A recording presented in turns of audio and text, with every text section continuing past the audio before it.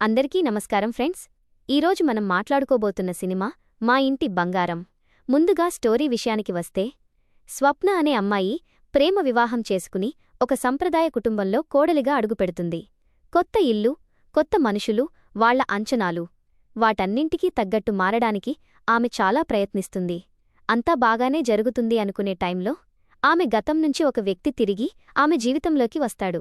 అక్కడినుంచి ఆమె జీవితం పూర్తిగా మారిపోతుంది. అసలు స్వప్న గతమేంటి? ఆ వ్యక్తి ఎవరు? తన ఫ్యామిలీకి నిజం తెలిసిన తర్వాత ఏం జరిగింది అనేదే మిగతా స్టోరీ. ఇప్పుడు సినిమా ఎలా ఉందంటే, ముందుగా ఒక్క లైన్లో చెప్పాలంటే, ఈ సినిమా చూశాక వావ్ అనిపించదు. అలాగే అబ్బా ఏంటి ఇది అనిపించదు. జస్ట్ ఒక డీసెంట్ ఫ్యామిలీ ఎమోషనల్ డ్రామా.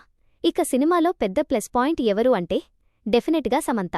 నిజంగా చెప్పాలంటే ఈ సినిమా మొత్తం తన భుజాల మీద మోసింది.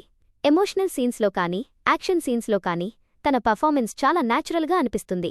ముఖ్యంగా సెకండ్ హాఫ్లో వచ్చే ఫ్లాష్ బ్యాక్ ఎపిసోడ్లో సమంత చాలా బాగా చేసింది. ఇక విలన్గా చేసిన గుల్షన్ దేవయ్య కూడా మంచి పెర్ఫార్మెన్స్ ఇచ్చాడు.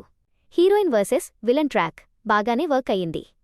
కానీ సినిమా నెక్స్ట్ లెవెల్కి వెళ్లకుండా ఆపేసింది కొన్ని రొటీన్ సీన్స్. కొన్ని చోట్ల జరిగే డ్రామా కొంచెం సినిమాటిక్గా అనిపిస్తుంది. పైగా ఇంట్లో అంత పెద్ద విషయాలు జరుగుతుంటే మిగతా వాళ్లకి ఏమీ తెలియకపోవడం కొంచెం కన్విన్స్ చేయదు. అక్కడక్కడా సినిమా స్లో అయిన ఫీలింగ్ కూడా వస్తుంది. టెక్నికల్గా మాత్రం సినిమా బాగుంది. Music, camera work, production values అన్నీ డీసెంట్. ఫైనల్గా చెప్పాలంటే మా ఇంటి బంగారం ఒక అవుట్స్టాండింగ్ సినిమా కాదు, అలాగే బ్యాడ్ సినిమా కూడా కాదు. సమంత పెర్ఫార్మెన్స్ కోసం, ఫ్యామిలీ ఎమోషన్స్ కోసం ఒక్కసారి ట్రై చేయొచ్చు. నా రేటింగ్ అయితే 5కి 2.75.